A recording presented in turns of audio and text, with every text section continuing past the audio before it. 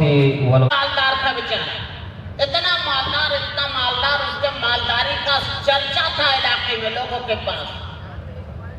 اچانک سارے لوگوں کے سامنے رونے لگا اور خوب رو رہا تھا۔ سب نے پوچھا کیا بات ہو گئی بھائی؟ کوئی رشتہ دار مر گیا؟ بولا نہیں۔ بولا تب؟ کوئی مال لوٹ گیا؟ بولا نہیں۔ کوئی گاڑی پلٹ گئی؟ نہیں۔ کوئی گھر گرا دیا گیا؟ بولا نہیں۔ بولا تب کیوں رو رہے ہیں؟ بولا ہم نے جو 32,000 میں ایک کتا لایا تھا نا وہ مر گیا، لیکن اس کتے کے مرنے پر اس کو موت پر اس کو رونا نہیں آ رہا تھا۔ کہا کہ اس کتے کے جو موت ہوا ہے اس کتے کے روح قبض کرنے کے لیے ملک الموت میرا گھر آیا تھا اور میرا گھر دیکھ لیا۔ کیا کہا؟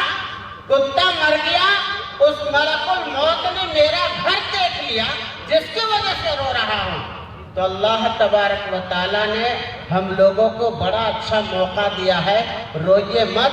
اللہ تبارک و تعالیٰ ان علماء کرام کے صدقے میں کچھ آپ کو علم دینے کے لیے اللہ نے آپ لوگوں کو بھیجا اور آپ کو جمع کیا۔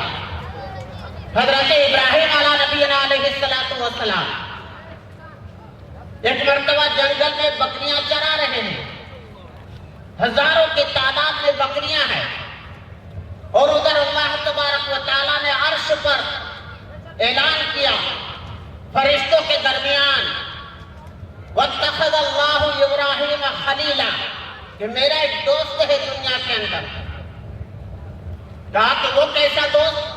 کہا کہ وہ مجھ سے اتنا تعلق جوڑ کر کے رکھا ہے، اتنا تعلق جوڑ کے رکھا ہے اس کا اندازہ تم نہیں لگا سکتے۔ فرشتوں نے کہا کہ اللہ تبارک و تعالیٰ کیسی بات؟ آپ نے ہمیں کہا سجدہ کرو، سجدے میں ہے، رکوع کرو، رکوع میں ہے، قیام کرو، قیام میں ہے، قوما میں ہے، جس کام میں لگا دیا اسی کام میں ہے، اور اس کے بعد بھی آپ کہہ رہے ہیں کہ مجھ سے بہت زیادہ محبت کرتا ہے، میرا ایک دوست ہے دنیا میں ہے، وہ ابراہیم نام ہے۔ فرشتوں کو بڑا تعجب ہوا۔ فرشتوں نے کہا کہ اچھا یہ تو بات سمجھ میں نہیں آ رہی ہے۔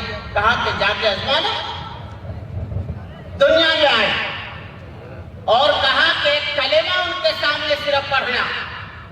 شاید آپ کو یاد ہو ابھی رمضان گزرا ہے، فرشتے نے آیا اور آ کر کے حضرت ابراہیم تیسرے مرتبہ چوتھے مرتبے میں کہا کہ ایک مرتبہ اور سنا دیجئے۔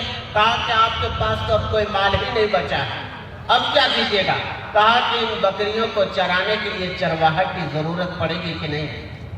بکریوں کا ریوڑ کو ہانکنے کے لیے کسی آدمی کی ضرورت پڑے گی کہ نہیں؟ بولا ہاں۔ کہا کہ میں وہ غلامی کرنے کے لیے تیار ہوں، لیکن ایک مرتبہ سنا دیجیے۔ علم کا جذبہ تھا، جاننے کا شوق تھا، اس کلمے کی تڑپ تھی، لیکن اس امت کے اندر ہم لوگوں کو ذرا غور کر کے دیکھیے کہ اتنی بڑی جماعت آپ کے اس برادری کے علماء کرام کا جھرمٹ آپ کے پاس علم کی تشنگی آپ کے بجھانے کے لیے آئے، لیکن ہم لوگ کھڑے کھڑے سنیں گے، قوالی کے طریقے سے، IPL کے طریقے سے کھڑے کھڑے دیکھیں گے اور چلتے بنیں گے۔